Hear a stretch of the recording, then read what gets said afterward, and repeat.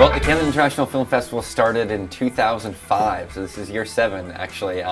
We're an all-documentary film festival that takes place each fall along the coast of Maine, screening about 25-30 features, bringing all the filmmakers in for Q&As, and a bunch of really high-level industry to connect with the local community here and screen a bunch of great films, great stories, and some beautiful venues throughout Camden, Rockport, and Rockland. Now, how has it been accepted by the global film community?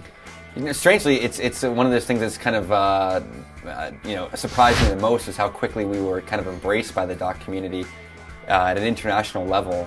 2 years ago, we were recognized as one of the top 25 in the world for documentary films and filmmakers.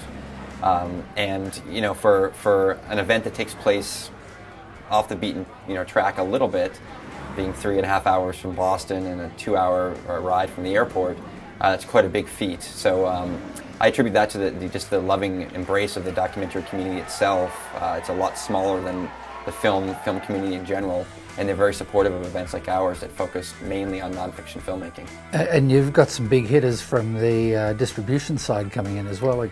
Yeah, 2 years ago we started an event called the Points North Documentary Forum, which was a conference component that grew out of the festival, mainly to connect New England-based filmmakers with major international industry. So the past 2 years we brought in representatives from HBO, Tribeca, Sundance Institute and Sundance Channel, PBS, BBC, ITVS, every major granting organization, and a bunch of executive producers from Discovery, as well as some other executive producers from the independent documentary world. And basically the trick is we get them here and we kind of shine a spotlight on the work being created in Maine and New England in the hopes that more films will be funded and shot here. Fill them up with lobster? Fill them up with lobsters, oysters, craft beer. I tell people it's becoming a craft food film festival.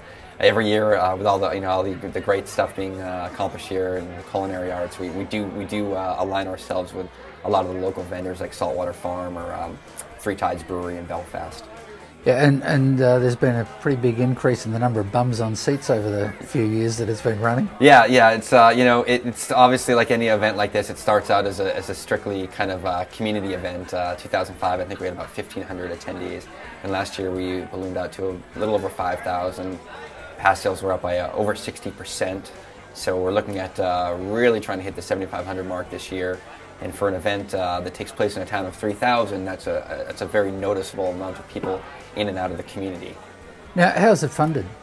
It's funded a lot by individuals and businesses throughout Maine, obviously, and quite a bit more increasingly actually through granting organizations like the Quimby Foundation, one of the greatest kind of cultural giving organizations in the state, if not the largest, as well as the Maine Arts Commission and a few other Boston-based kind of organizations like the Left Foundation. Now, 2011, obviously you got something big planned for this year. What's coming this year? Well, let's see. We got a lot of stuff planned. I think some big name surprise guests will surely come. A lot of the things we're really excited about as well are some of the more community-based events. We have the thing in the mornings, Friday, Saturday, and Sunday during the festival called Shorts for Brunch, which is a free event for the community. We serve kind of coffee and stuff like that. Shorts is something we haven't really focused on in the past, so to get people in to experience work, shorter work being created by artists is important to us. And then of course the parties, which are becoming more and more exciting and enticing for people from away to experience. We do a lot of new media work, 3D projection mapping in very unique spaces like boat barns or airport hangars. So you really feel like it's something you're walking into in maybe Europe somewhere that doesn't really happen too often in the US.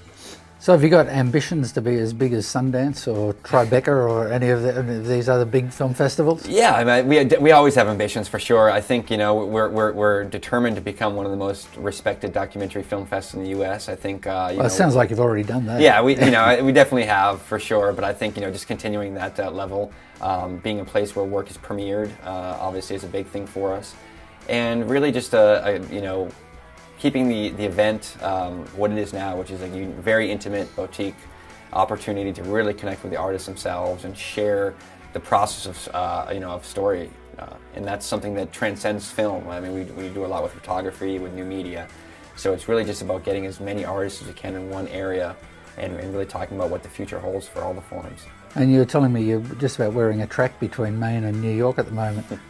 Well, in between there, I've got a place in Boston, so I do stop there quite a bit. But I spend a lot of the off season in New York because the industry's there, or a good majority of it's there.